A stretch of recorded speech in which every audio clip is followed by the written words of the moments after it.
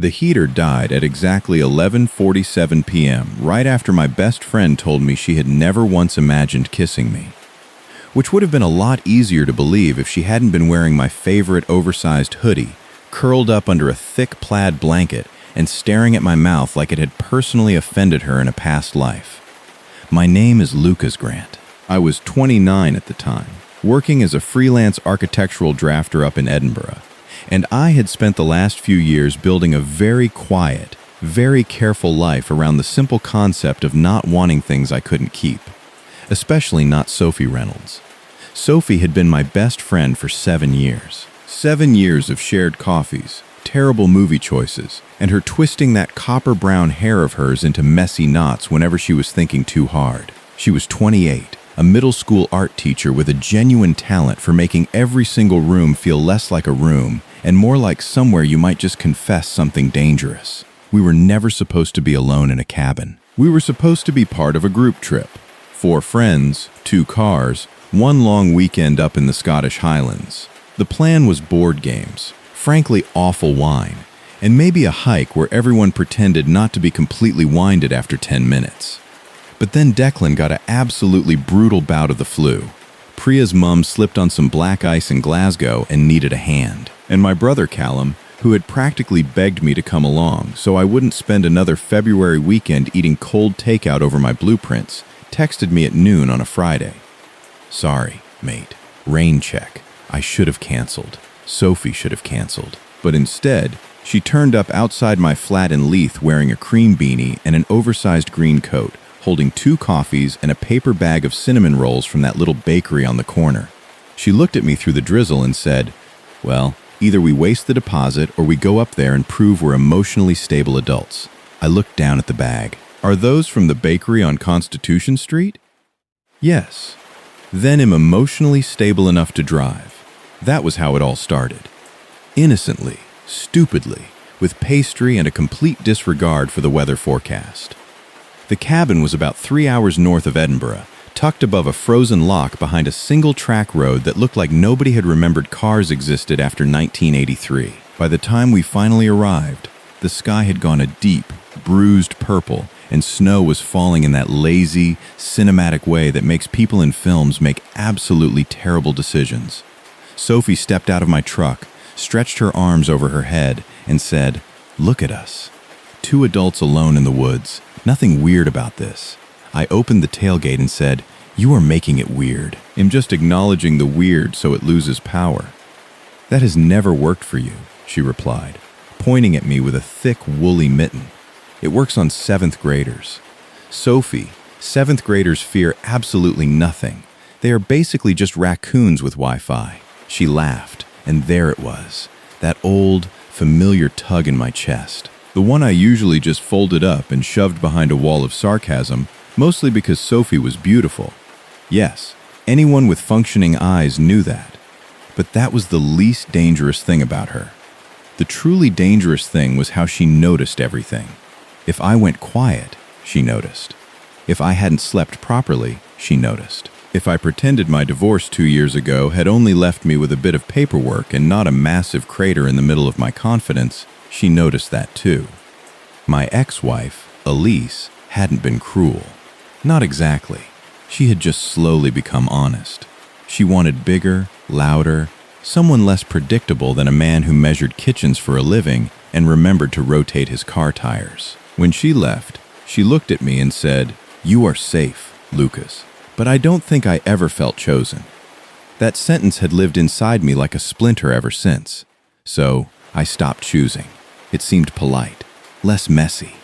And then there was Sophie, who had this incredible way of walking beside me that made my restraint feel like absolute cowardice. Inside the cabin, the first problem revealed itself almost immediately. "1 bed," Sophie said. I was carrying the heavy cooler bag and I nearly dropped it right on my foot. The listing had clearly said 2 sleeping areas. Technically, that was true if someone considered a sagging, lumpy love seat under a massive moose painting a proper sleeping area. The bedroom had 1 queen bed with a thick quilt and 2 pillows. The living room had the love seat, a stone fireplace, and a rug that looked itchy enough to make you want to file your taxes just to feel something else. Sophie walked slowly into the bedroom and turned around with her eyebrows raised. I cleared my throat and said, "I'll take the couch." "That is not a couch, Lucas. That is a decorative punishment. I've slept in worse places." "When? Airport? Chicago in 2019? You had a neck pillow and pure rage. Not the same." I set the cooler down and tried my absolute best not to look at the bed, or at her standing right beside it, her cheeks pink from the cold, her hair escaping that beanie. "We'll figure it out," I said. She tilted her head. "You are doing that thing." "What thing?" "The noble suffering thing. Very attractive in old novels, absolutely annoying in cabins." "Attractive?" She said it lightly, like a joke tossed into the air, but my brain caught it and held on way too long. I cleared my throat again. "I'm not suffering. I'm strategizing." "Lucas, you just volunteered to fold yourself onto a love seat designed for a depressed ferret. Some ferrets are taller than you think." She smiled, but it softened before it actually reached a laugh. "You know, you don't always have to make yourself uncomfortable just so everyone else can relax." That landed way too close to home. I looked away first, toward the windows, which were turning completely black with the night. Habit. I know. 2 words. Gentle, unshowy, Sophie's absolute specialty. We unpacked the groceries, made grilled cheese in a skillet with wildly uneven heat, and ate at the small pine table while the snow thickened outside. The cabin had these old yellow lamps, mismatched mugs, and a shelf full of paperbacks with cracked spines. It should have felt awkward. It didn't. It felt like a life we had accidentally borrowed for the weekend. Sophie kicked my sock under the table. "If we were a real couple, this is where it'd complain that you cut the sandwiches diagonally wrong." "There's a correct diagonal," I replied. "There's a romantic diagonal." "I'm sorry. I must have missed that section in husband school." Her expression flickered, just very briefly. "Regret, maybe." I looked down at my plate. My divorce came up sometimes, but usually like the weather in another country. Known about, but not really visited. Sophie's voice lowered. "I didn't mean it. It's okay. No, it was a dumb joke. It was a good joke. I'm just emotionally 90 years old tonight." She leaned back, studying me. "For what it's worth, you would have made an excellent husband to someone who actually knew what to do with steady." I laughed once, quiet. "That sounds like something you'd embroider on a pillow for a sad man." "I would never embroider. I would hot glue it badly." Our eyes met, and the room changed in that subtle way rooms do when the joke runs out and the truth is still just sitting there in the corner. I wanted to say something. Not everything, just something honest enough to scare us both. Instead, the heater gave a metallic cough from the wall, rattled like a dying shopping cart, and just shut off. At first, we just stared at it. Then Sophie said, "Tell me that was supposed to happen." I walked over, tapped the thermostat, and watched the little screen blink once before going completely blank. Nope. She pulled the blanket tighter around her shoulders. "How cold is it supposed to get tonight?" I checked my phone. 1 bar, weather app loading like it had personal issues against me. 21, I said. "Inside or outside?" "Outside." She narrowed her eyes. That was not comforting with enough confidence, Lucas. I found the binder the owners had left on the kitchen counter. Wi-Fi password, trash instructions, emergency numbers, and a cheerful little note about how the propane heater occasionally needs patience. Well, I had patience. The heater clearly did not care. For 20 minutes, I followed the instructions, reset the breakers, checked the propane line outside with a flashlight while snow slipped right down my collar. When I came back in, Sophie was standing by the fireplace holding a box of matches. "Good news," she said. "We have wood. Bad news. I have never successfully started a fire without creating a smoke alarm event. I was a Boy Scout for 6 months. Why only 6? I asked too many questions about not practicality. Together, somehow we got a fire going. Not a heroic, roaring fire, more like 3 sticks having a private disagreement. But it gave off heat. Sophie crouched beside me, close enough that her shoulder pressed against mine. Neither of us moved. Her hair smelled like snow and vanilla shampoo. My hand was braced on the stone hearth, just inches from hers. I could feel the warmth of her right through the sleeve of my hoodie. She whispered, "Lucas." "Yeah. Have you ever thought about it?" I looked at the flames. Fire safety. Us. There are moments in life when a man hears the exact question he has avoided for years and suddenly becomes absolutely fascinated by kindling. I swallowed hard. "Sophie. That's not an answer. It's your name." "Very good. You do know me." I looked at her then, and the teasing in her face faded into something much more vulnerable.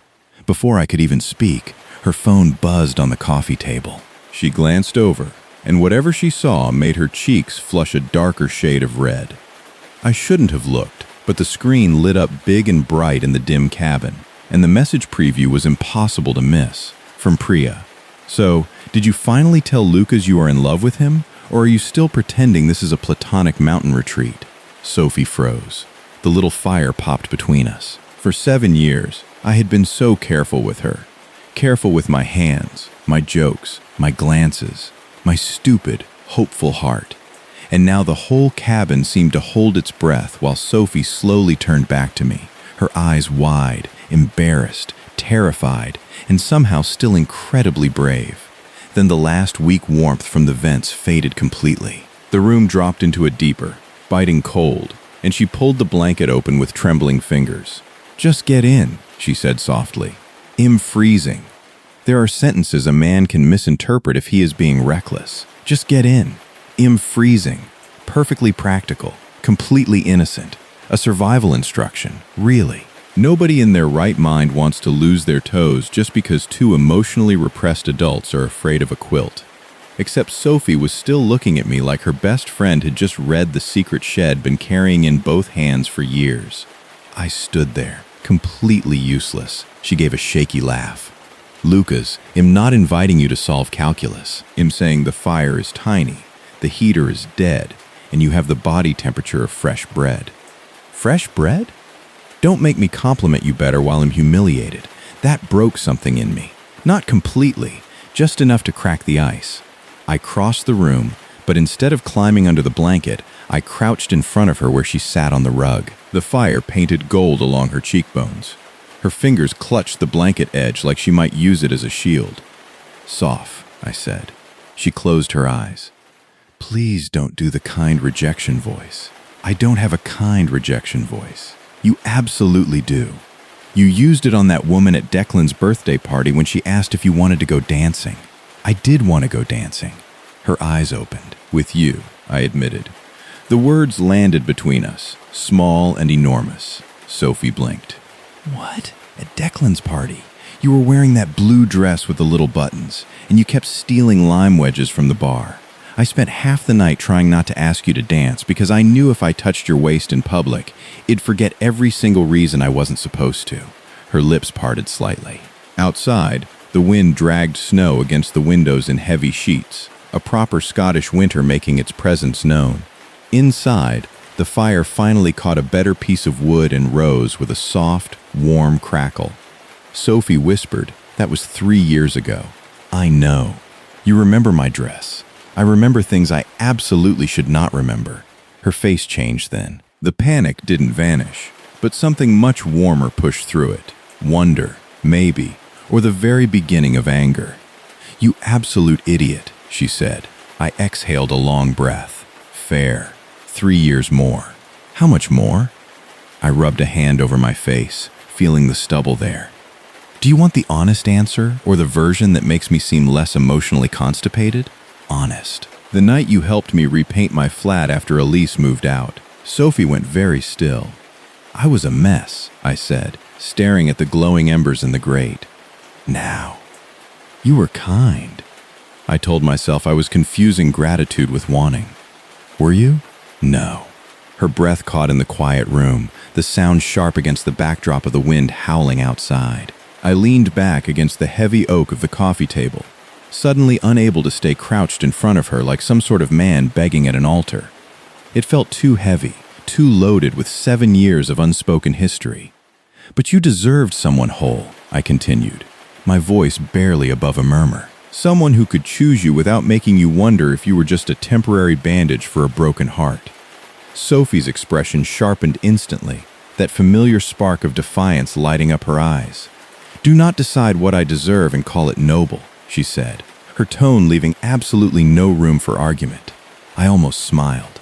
There she was, the woman who had sat me down after my first major architectural failure and told me my blueprints looked like a toddler had attacked them with a crayon. "I mean it," I said, holding her gaze. "I know."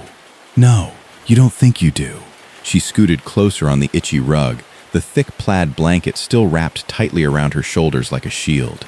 "You think love is only valid if it arrives clean. Perfect timing. No baggage, no fear. But people are not rental cabins, Lucas. You don't inspect them for structural damage before you decide if they are worth staying in for the winter." "That metaphor got away from you," I whispered, a genuine laugh finally breaking through the tension. "I am cold and in love," she shot back, her cheeks flushing a deep crimson in the firelight.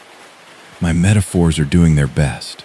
In love," she said it out loud, not hidden in a text preview from Priya, not disguised as a joke over badly cut sandwiches. Sophie looked straight at me, her chin stubborn, her eyes shining, and gave me the absolute truth like she was daring me to mishandle it. My chest physically hurt with the weight of it. "I'm scared," I admitted, the words tasting like ash and honey all at once. Her gaze softened, the fierce defiance melting into something incredibly tender. "Of me? Of losing you? You don't get to keep me by never reaching for me," she said simply. I looked down at her hand resting on the edge of the blanket. There was a tiny smear of yellow acrylic paint still marking the side of her thumb from some school project she had been working on before we left Edinburgh. I had seen those hands make birthday cards, fix broken mugs with questionable glue, cradle crying students, and gesture wildly when she was telling a story. I had imagined holding one of them way too many times to count. So I reached out slowly, giving her every opportunity to pull away. She didn't. Her fingers slid into mine, cold at first, then curling tight around my hand. A simple touch. Best friends could hold hands. Best friends could comfort each other in a freezing cabin. But this did not feel like comfort. It felt like a heavy wooden door finally swinging open after years of being stuck. Sophie stared at our joined hands, her thumb lightly tracing the knuckles of my index finger. "Oh," she breathed. I laughed under my breath, a shaky, relieved sound. "Oh, I may have underestimated the hand-holding. You have held my hand before," she pointed out, a small smile playing on her lips. "Not like I meant it," I replied. That sentence seemed to go right through her. I threaded our fingers together more securely and tugged gently. "Come here." For once, she didn't tease me. She just moved, blanket and all, settling beside me with her shoulder pressing firmly against my chest. I wrapped my arm around her because she was freezing.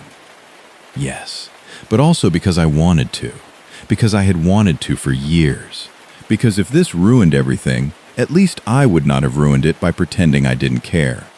She made a tiny, contented sound when my hand settled at her waist. I froze instantly, my heart hammering against my ribs. "Is this okay?" I asked, my voice tight. "If you stop now, I will commit a cabin crime," she mumbled against my shirt. My laugh shook both of us. She smiled, and I felt the curve of her lips everywhere. We sat like that in front of the struggling fire, the heavy blanket draped around us, her knees tucked against my thigh. The cabin was still bitterly cold, my toes going completely numb, and that dreadful love seat glared at us from the corner like a rejected chaperone. Sophie tilted her head back to look up at me. "So, what happens now?" "I don't know," I said honestly. Annoying, but honest. "I don't want to rush you."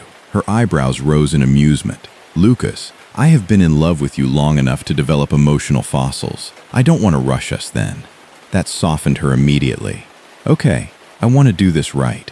You are already trying to make it a building permit. I like permits. Permits prevent collapse. Romantic. I can be romantic.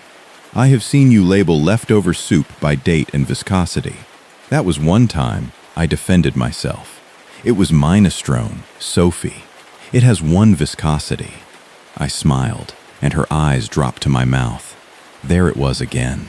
The room tightened around that single glance, the air suddenly thick and electric. I lifted my free hand and brushed a loose strand of copper hair from her cheek. Her skin was cool beneath my knuckles, but she leaned into the touch like it was the only warm thing in the world. "Sophie," I said, my voice barely a whisper. "Yeah, I have thought about kissing you so many times that it's actually embarrassing." Her teasing vanished completely. Me too.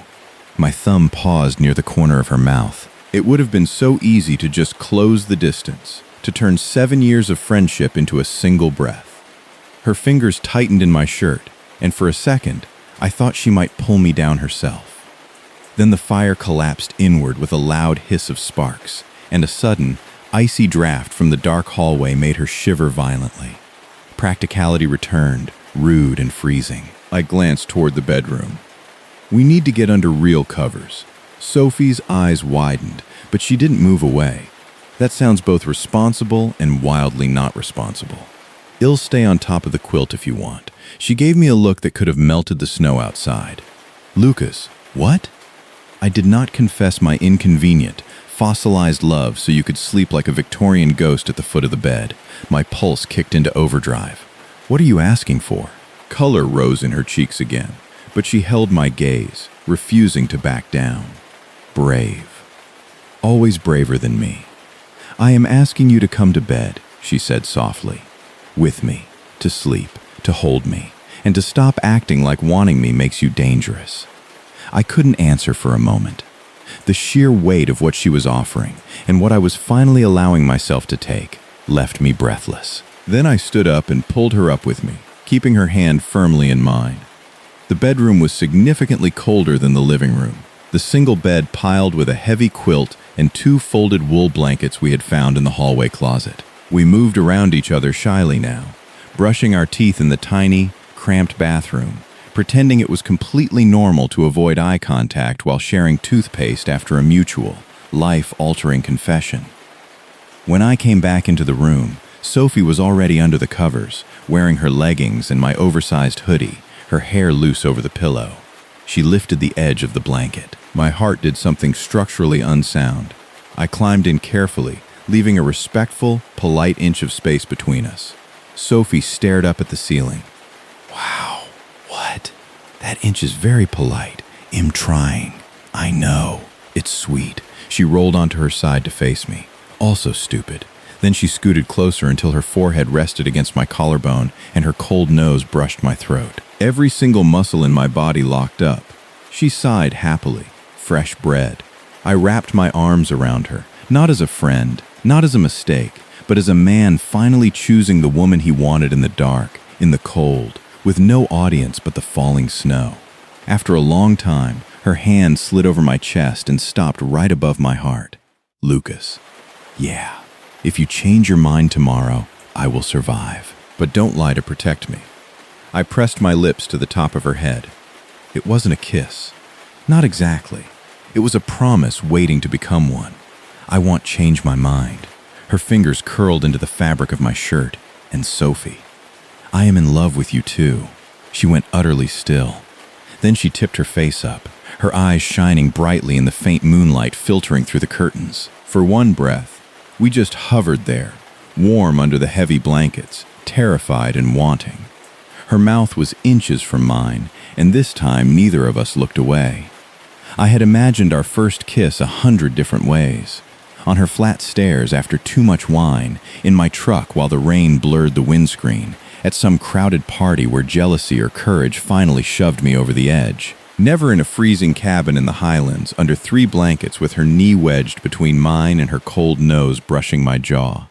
It was infinitely better than anything I had ever imagined. She kissed me first. Not because I didn't want to.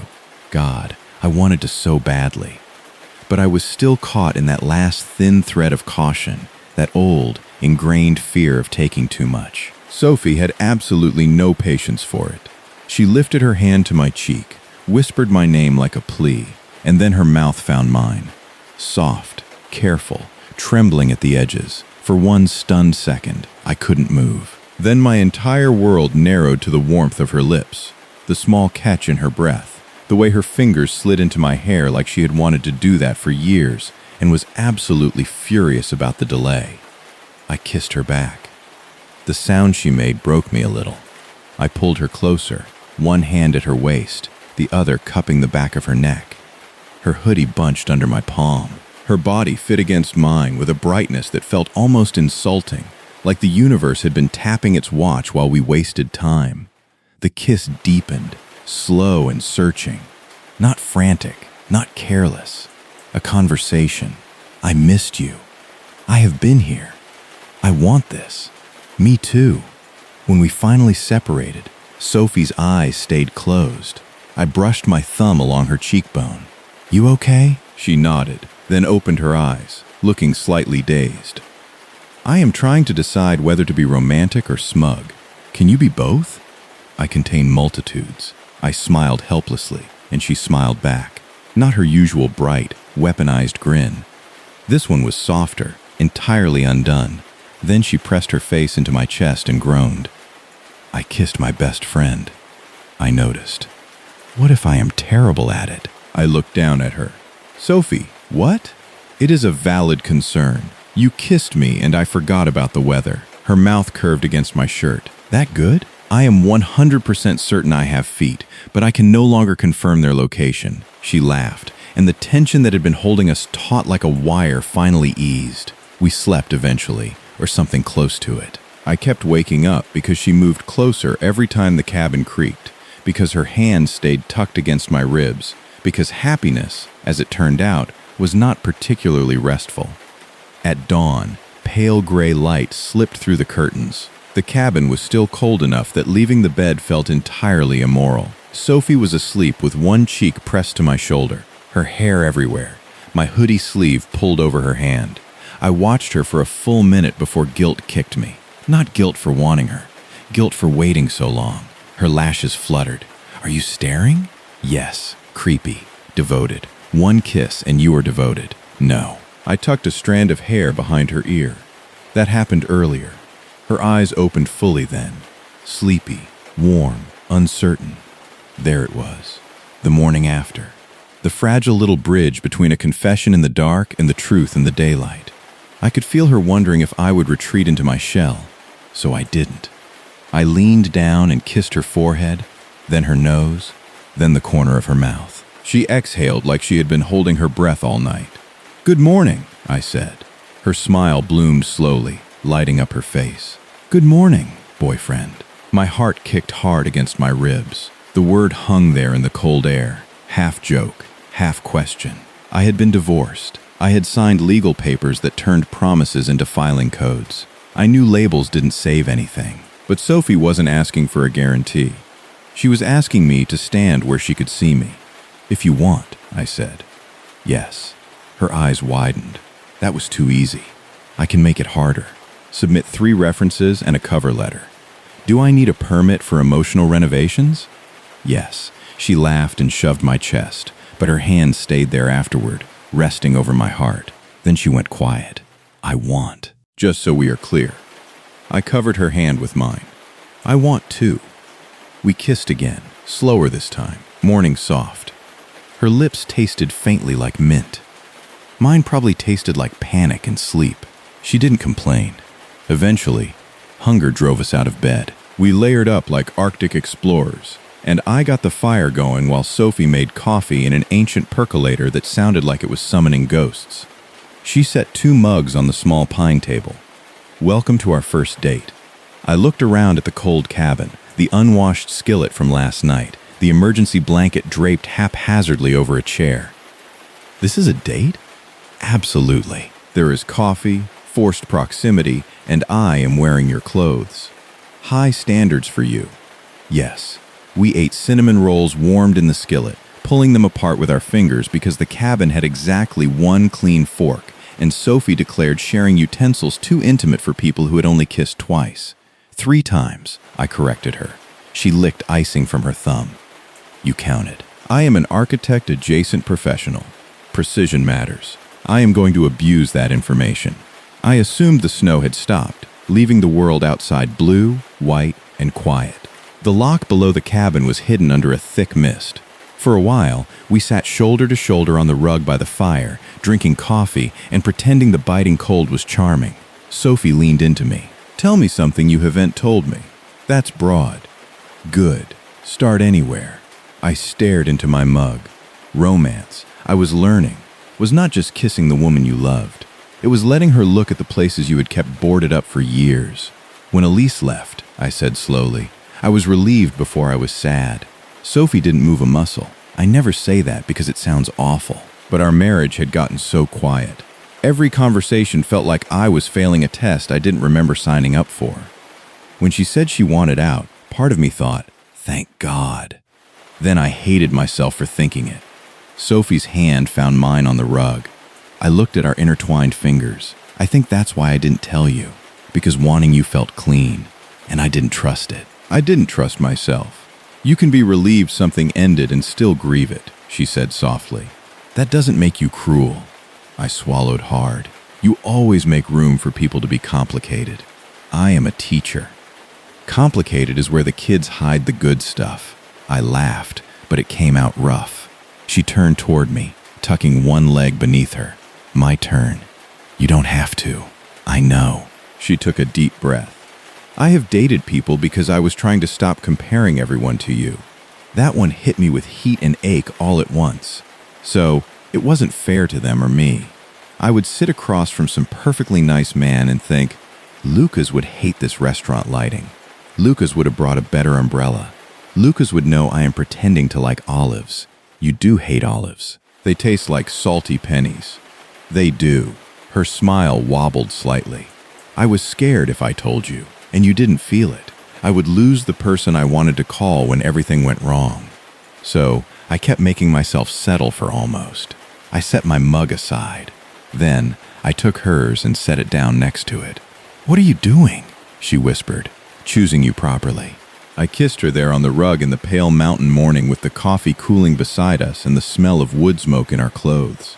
She rose into it immediately, both hands on my jumper, not shy now. When I pulled back, she followed me half an inch, which did dangerous things to my self-control. You can't say things like that, she murmured. Like what? Choosing you properly. Her eyes searched mine. I am not emotionally insured for that. I will add it to the permit. She laughed, then kissed me again, quick and bright. By noon, the cabin owner had texted back that a repair guy couldn't come until the next morning because the single-track road was completely iced over. We had power, water, a fireplace, and enough food, so there was no real danger. But the message shifted something in the air. Another night. One bed. Sophie read my face and arched a brow. You are doing math. I am assessing logistics. Lucas. Yes. She stepped close, looped her arms around my waist, and looked up at me with that brave, impossible softness. I am not afraid of another night with you. I rested my forehead against hers. Neither am I said. And for the first time in years, I actually meant it. By mid-afternoon, we had officially turned the powerless heater into a third person in our little relationship. I think it is judging us, Sophie said, standing in front of the dead wall unit with her hands planted firmly on her hips. It is a machine, I replied, stepping up behind her and wrapping my arms around her waist. It watched us kiss by the coffee table. It did not watch, she argued, leaning back into my chest. It failed to provide warmth and then lurked. I am willing to thank it in the guest book, though. She turned in my arms, looking up at me with that familiar spark of mischief. Dear cabin owners, your broken heater forced years of emotional honesty. 2 stars. Only 2, I asked, kissing the tip of her nose. One bed was a bold choice. You are complaining. No. Her hand slid up my chest, her fingers tracing the line of my collar. I am documenting. We spent the rest of the afternoon like people trying on a future in borrowed clothes, testing the weight of it, seeing if it fit. We took a short walk down toward the frozen lock, bundled up in mismatched layers against the biting Highland wind. Sophie wore my old flannel shirt under her coat and kept slipping on patches of black ice, just so she could grab my arm with theatrical panic. I am beginning to suspect some of these near-death experiences are entirely staged, I told her, catching her by the elbow before she could actually go down. She gasped, pressing a hand to her chest. You think I would fake helplessness for hand access? Yes, correct. At the edge of the loch, the world was all white silence and dark, brooding pine trees. Sophie stood beside me, her shoulder pressed firmly to my arm, her breath clouding in the freezing air between us. "It is weird," she said quietly. "What is? How normal this feels." I looked down at our gloved hands, linked tightly together. Good weird, or terrifying weird. Yes, I understood completely. Every single touch still came with a small shock of disbelief. Every smile felt like stepping onto thin ice and realizing, to my absolute astonishment, that it would actually hold. Sophie looked out across the gray water. When we go back to the city, people will have opinions. Priya will require a full, detailed report and possibly color-coded charts. Declan will say he knew it all along. He did not know. He will say he knew. He once thought oat milk came from squeezing actual porridge oats. That does sound like Declan. She laughed, a bright sound that scattered into the cold air, then grew quiet. Your brother Callum. I stiffened before I even meant to. Sophie noticed. Of course she did. Lucas. He will be happy, I said, but he will worry because of Elise. I watched a heavy clump of snow fall from a pine branch and shatter on the frozen ground. Because after the divorce, I was not exactly a joy to schedule a Sunday brunch with. Sophie squeezed my hand, her thumb rubbing over the wool of my glove. You were heartbroken. I was bitter. You were hurt. I was both. I turned toward her, needing her to understand the boundary I was trying to draw. I do not want you to become proof that I am okay. I do not want anyone treating you like my recovery plan. Her face softened in that specific way that always completely undid me. Then do not let them, she said. Just that simple. No, but I am not fragile, Lucas. I am not a delicate vase, someone placed near your damaged shelf. I huffed a laugh, shaking my head. Your metaphors are incredibly aggressive today. I am cold. My poetry has teeth. She stepped closer, closing the gap between us. I choose this, too. I choose you, too. If people worry, we will answer them. Together. Together.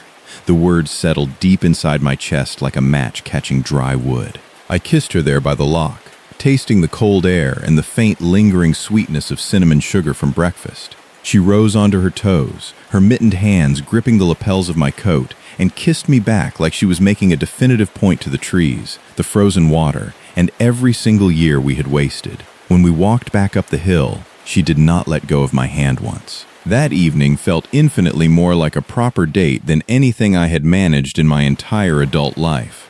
We made pasta with jarred sauce and way too much garlic, filling the small kitchen with the smell of oregano and warmth. Sophie found a box of thick pillar candles in a kitchen drawer and arranged them on the small pine table with solemn, almost religious ceremony. Ambiance, she announced, stepping back to admire her work. This is starting to look like a seance. We are summoning romance. I thought romance was already here. Her eyes flicked to mine over the flickering match flame. Is it? The teasing in her voice did not quite hide the genuine question underneath. So, I crossed the small kitchen, took the matchbox from her hand, and set it down on the counter. Yes, I said, my voice steady. It is here. Her lips parted slightly. I cupped her face, my thumbs brushing the soft line of her jaw. And it is not just here because we are snowed in, or because you are wearing my clothes, or because there is one bed and a villainous heater. Villainous, she repeated, a faint smile touching her lips. It is here because I am in love with you in daylight, before dinner, with garlic breath pending. Her laugh came out breathless, slightly startled. That may be the most convincing declaration I have ever heard. I will put it in writing if needed. No. She touched my wrist, her fingers warm against my skin. Say it again. My chest tightened, but in a good way, a solid, grounding way. I am in love with you, Sophie Reynolds. Her eyes shone in the candlelight. I am in love with you too, Lucas Grant.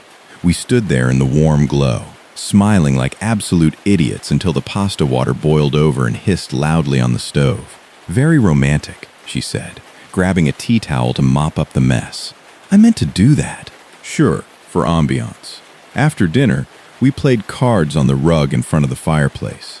Sophie cheated outrageously and denied it with the unshakable confidence of a corrupt local counselor. "You have 3 queens," I pointed out, tapping the table. "I am popular. That is not how cards work. You are just upset because I am winning. You are winning because you invented the rules. All rules are invented. Lucas." I lunged for her cards. She shrieked, laughing loudly, and rolled away, but the heavy blanket tangled around her legs. I caught her around the waist before she could topple into the coffee table, and we ended up completely breathless on the rug, me half over her, her copper hair spread beneath her like a halo. The laughter faded slowly. Her hands rested on my shoulders. The fire crackled beside us, and the cabin creaked softly in the wind. My pulse pounded so hard I was entirely sure she could feel it through my shirt. "Hi," she whispered. "Hi." Her gaze dropped to my mouth.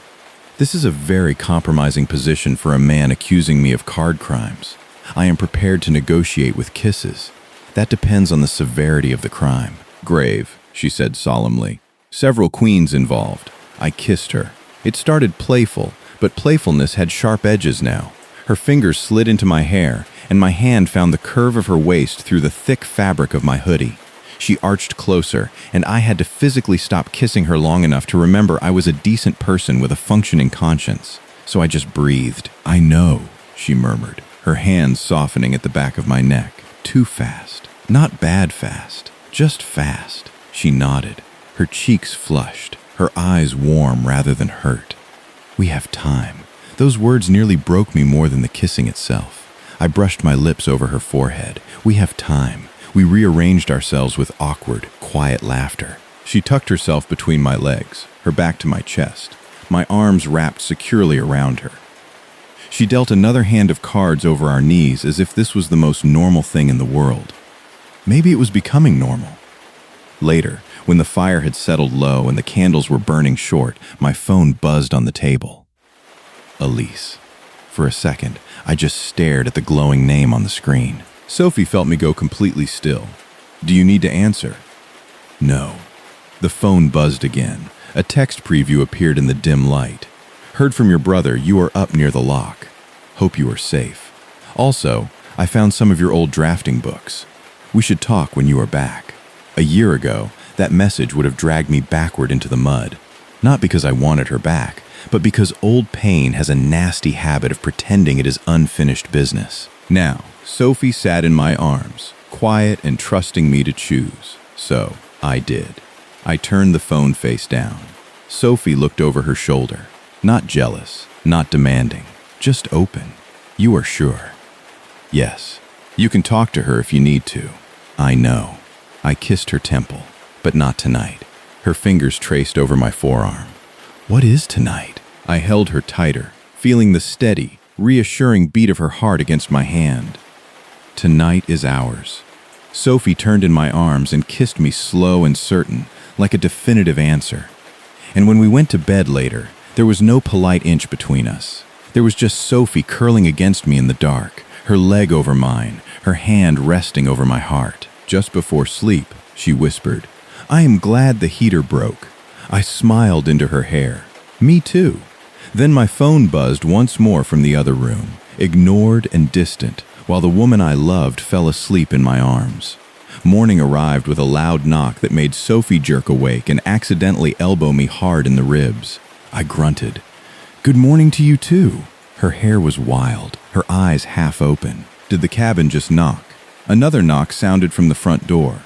"The cabin has manners," I said. She stared at me for one sleepy second, then gasped and yanked the quilt right up to her chin.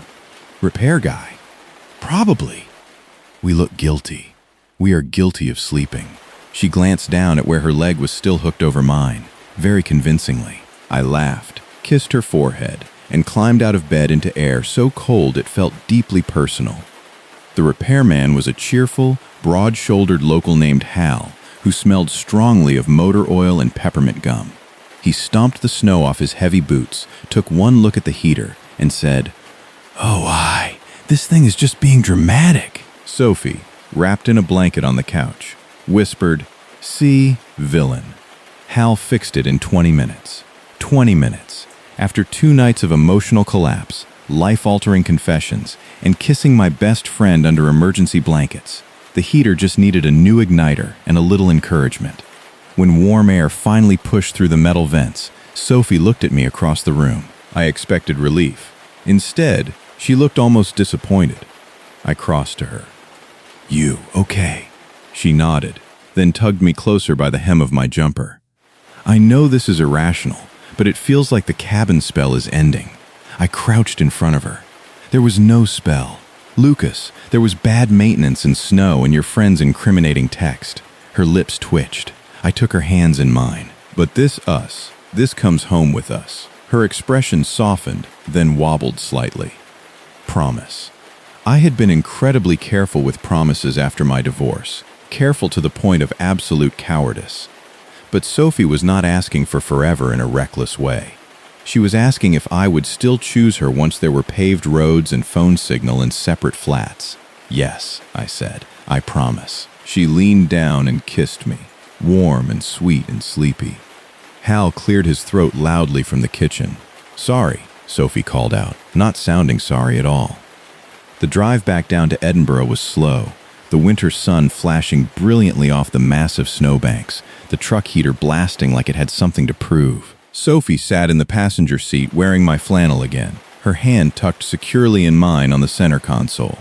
Halfway down the mountain, my phone reconnected to the civilized world and absolutely exploded. "Priya, I require full details." "Declan, I knew it." "My brother Callum, please tell me you two finally figured yourselves out." Sophie read over my shoulder and snorted. Declan did not know. "I will fight him." Then Elise's name appeared again. Sophie saw it. Her fingers did not tighten. She did not pull away. She just waited. That was exactly why I loved her. Not because she never got scared, but because she trusted me enough to let me be honest. I pulled the truck into a scenic lay-by where the valley opened up below us, all winter light and dark, sprawling trees. "You do not have to do this right now," Sophie said softly. "I do." I typed carefully, my thumbs hovering over the screen. "Thanks for letting me know about the books. You can leave them with Callum or donate them to a charity shop. Hope you are well." Then, after a long pause, I added, "I am seeing Sophie now. I am happy."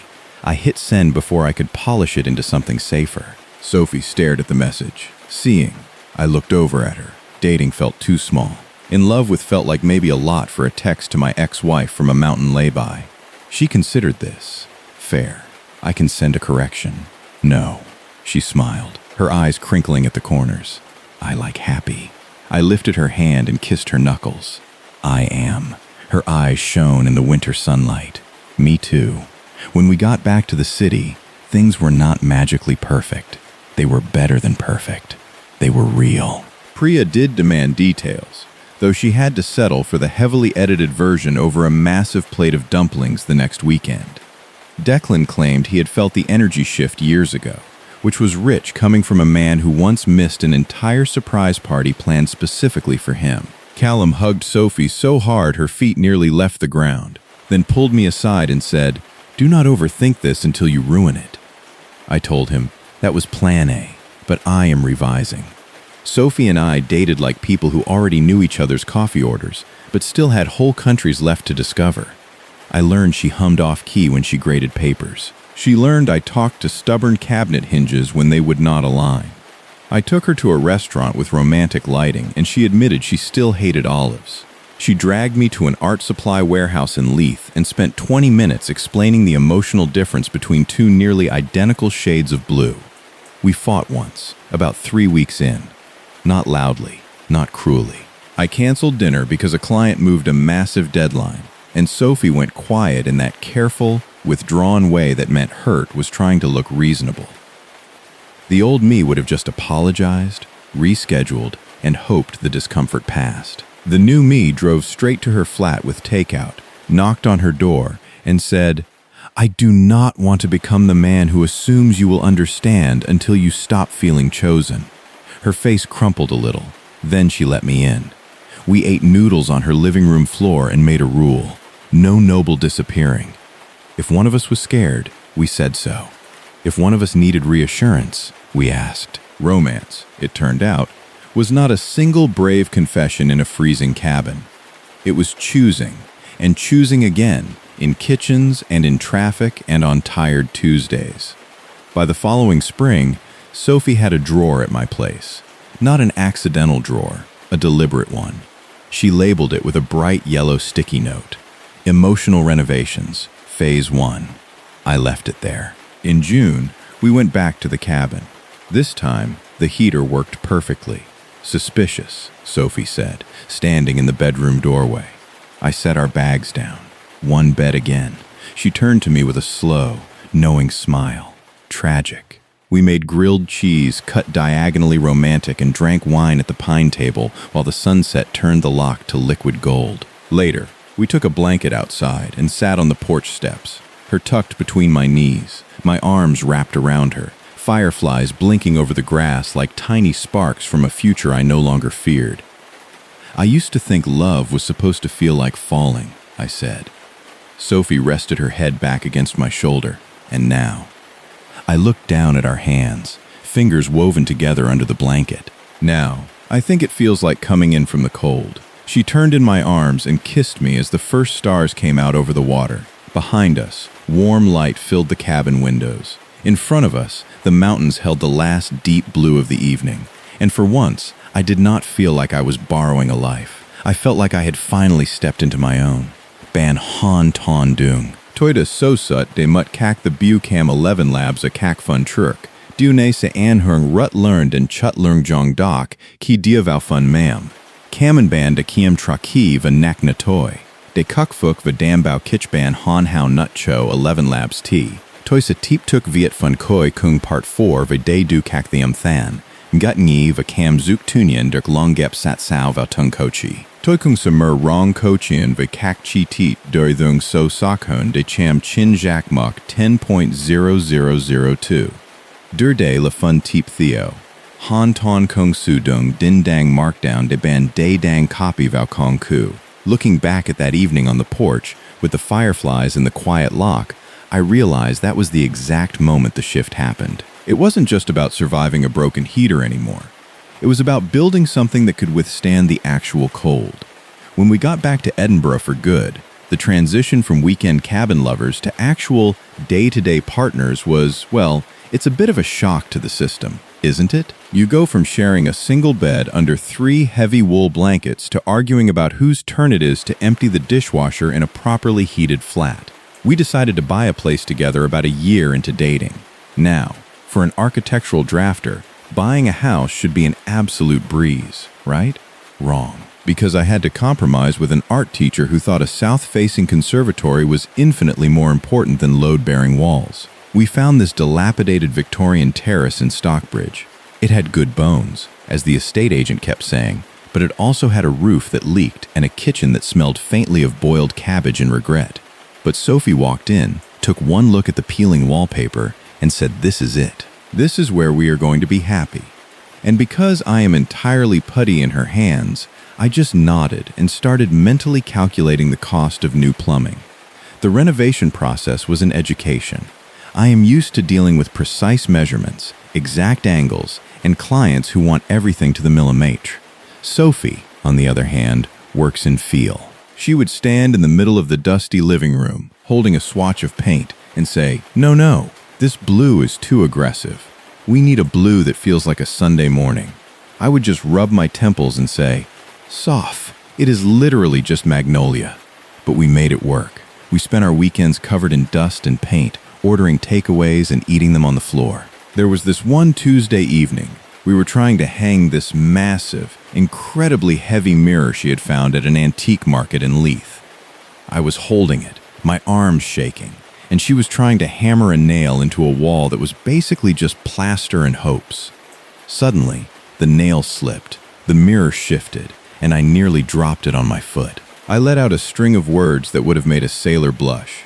Sophie just dropped the hammer, looked at me, and started laughing so hard she had to lean against the wall for support. I looked at her, covered in white dust, with a smudge of paint on her nose, and I just started laughing too. In that moment, surrounded by chaos and half-finished walls, I knew I was exactly where I was supposed to be. But it wasn't all just paint and laughter. There were hard days. Days when the money was tight, or when the contractor ghosted us for a week, or when the sheer exhaustion of working full-time and renovating a house caught up with us.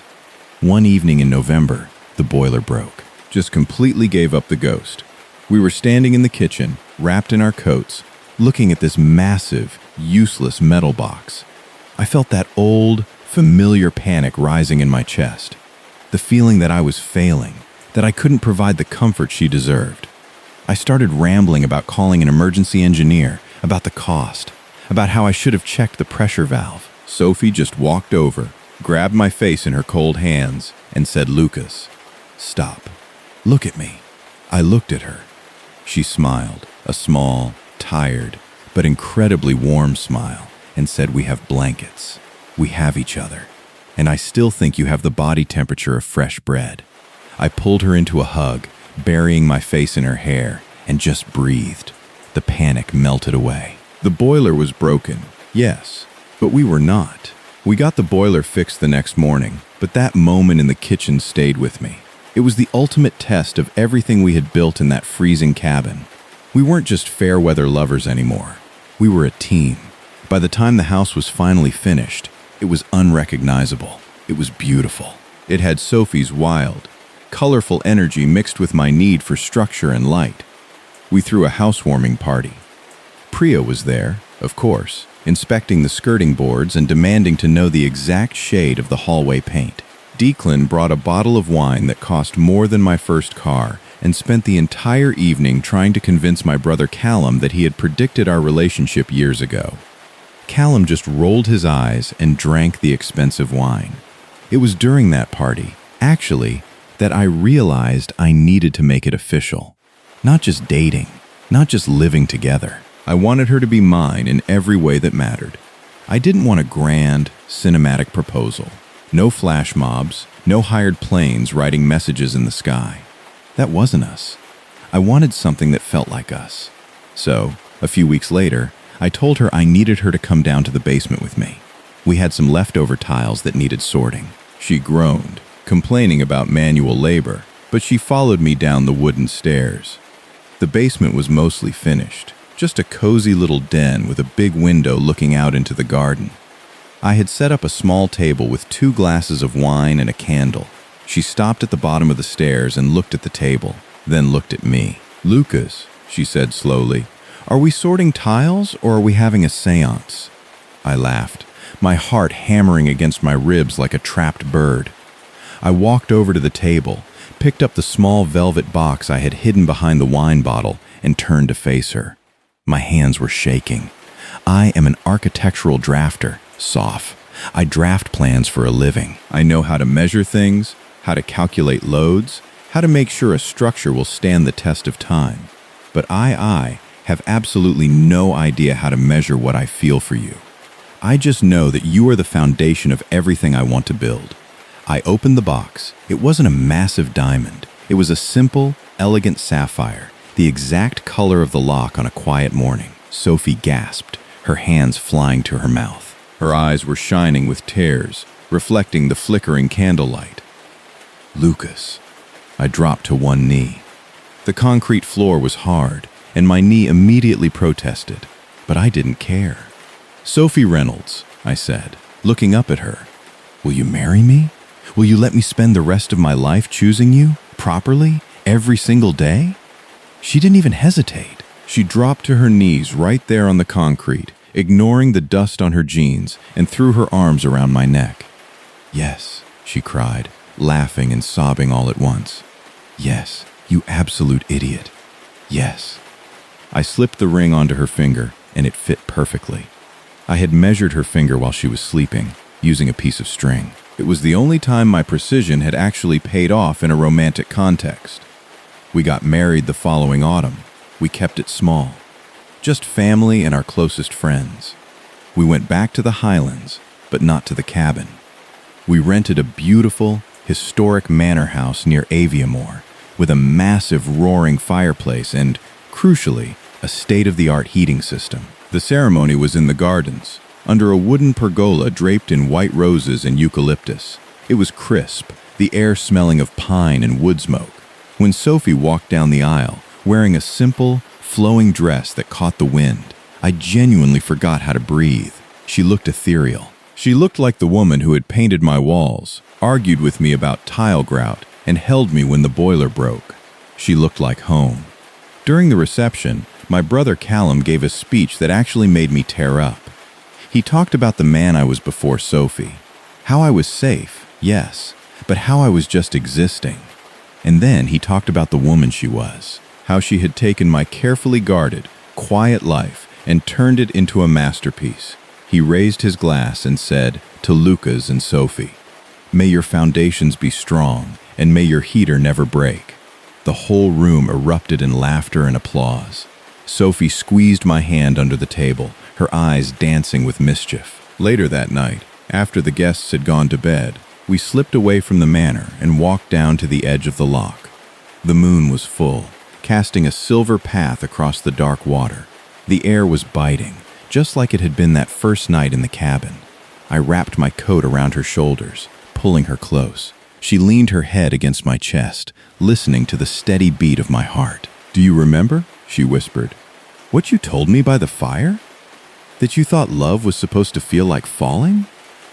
I rested my chin on the top of her head, breathing in the scent of her hair, mixed with the crisp night air.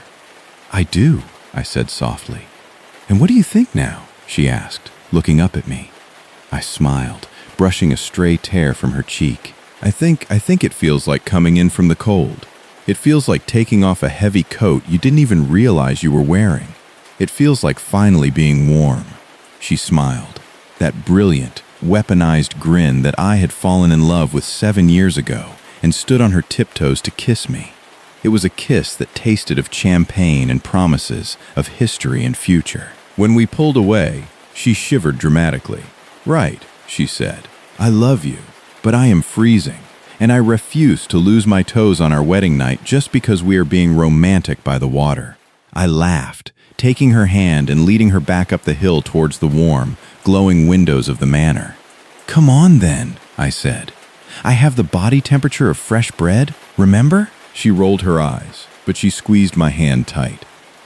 "You are entirely too smug about that," she muttered. "I know," I replied, "but you married me. You are stuck with my smugness now."